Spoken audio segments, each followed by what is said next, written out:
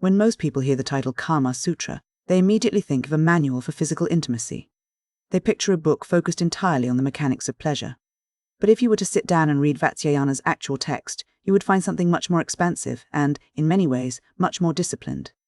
It isn't just a book about sex, it is a scientific treatise on how to live a sophisticated, balanced life in a complex society. To understand why the book is structured the way it is, you have to understand the ancient Indian concept of the three goals of life. These are Dharma, which is your moral duty and social righteousness; Artha, which is prosperity and material success; and Kama, which is sensual pleasure and emotional fulfillment. Vatsyayana argues that a person cannot be truly successful or well-rounded if they ignore any one of these. If you focus only on money, you lose your soul. If you focus only on pleasure, you lose your stability. The Kama Sutra is essentially a guide on how to master karma so that it works in harmony with your duty and your wealth, rather than destroying them. Because the author views pleasure as a science, he treats it as a skill that must be studied and mastered. This is where the book moves away from the modern idea of impulse and into the realm of refinement. The text begins by outlining the education required for a high-status citizen. He suggests that a refined person, someone who belongs to the upper echelons of society, should master 64 different arts. This isn't just a list of hobbies, it's a curriculum for social intelligence. It includes things like music, dance, and poetry, but also much more practical and even secretive skills. One of the most fascinating parts of this curriculum is the art of secret writing, or mlekita vikalpa. This was the ability to use ciphers and codes to communicate privately, in a world of intricate social hierarchies, political maneuvering, and high-stakes romance. The ability to send a message that only the intended recipient could read was a vital tool. It shows us that the book is deeply concerned with discretion and the management of information. Whether you were a king's spy, a merchant, or a lover, being able to navigate the social landscape without breaking decorum or revealing your hand was essential. This idea of social navigation leads us into the different types of people who inhabit the world Vatsyayana describes. There are the men of leisure, the wandering teachers, and the most prominent figure in the social landscape, the Ganika, or the high-status courtesan. It's important to understand that the Ganika wasn't just someone providing companionship, she was a highly educated, independent woman who had mastered many of those 64 arts. She was a person of intellect and art, often possessing a level of social mobility and agency that was rare for women of that era. As the book moves from education into the actual landscape of human relationships, it becomes very specific about social categories. Vatsyayana classifies women based on their social standing and the nature of the relationships they enter.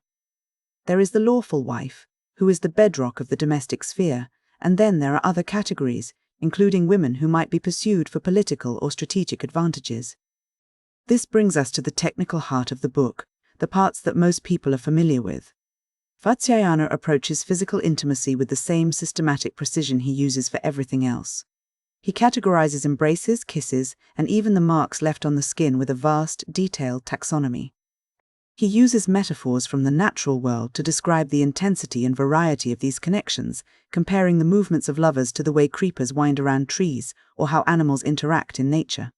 It's a highly structured way of looking at passion, suggesting that intimacy is not just a random burst of energy, but a ritualized exchange that can be studied, perfected, and used to strengthen a bond. The text is very clear that reciprocity is key. It isn't just about one person's pleasure, it's about a mutual understanding.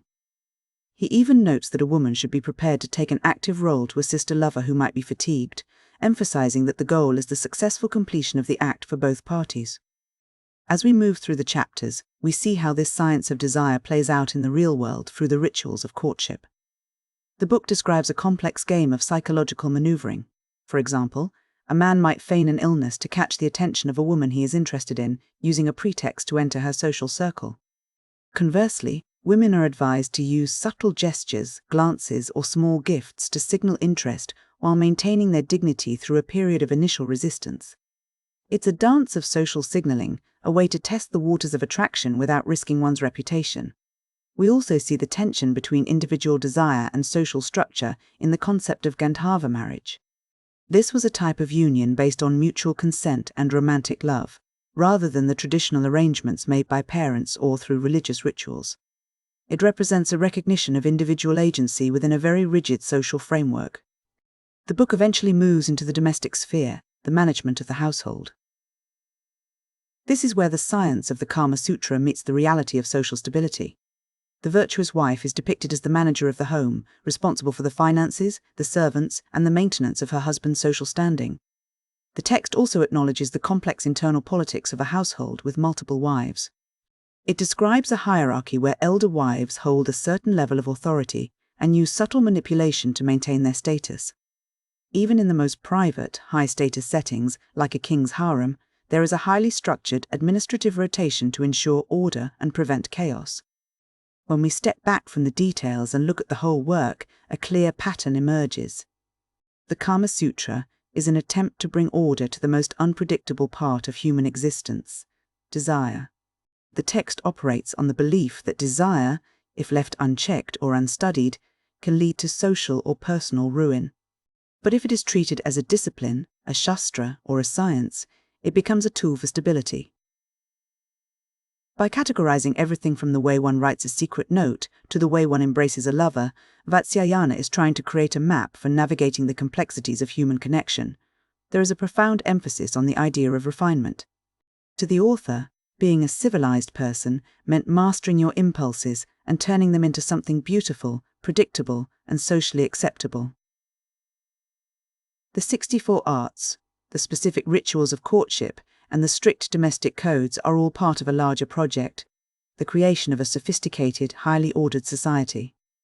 This brings us to a central theme, the role of discretion and the management of information. In the world of the Kama Sutra, reputation is everything. The ability to navigate romantic and social encounters while maintaining one's status and dignity is a skill that requires constant vigilance. This is why the art of secret writing is placed alongside music and dance. In this society, being able to communicate privately is just as much a part of a refined life as being able to play a lute. Looking at the book through a modern lens, it's easy to get lost in the technicalities of the physical descriptions, but the real story is in the social architecture. The text uses sexual behavior and courtship to reinforce and navigate the existing hierarchies of caste, class, and gender. It's a manual for how to move through the world of power and intimacy without losing your place in it. In the end, the Kama Sutra presents a vision of a world where pleasure is not an escape from reality, but a vital, integrated part of it.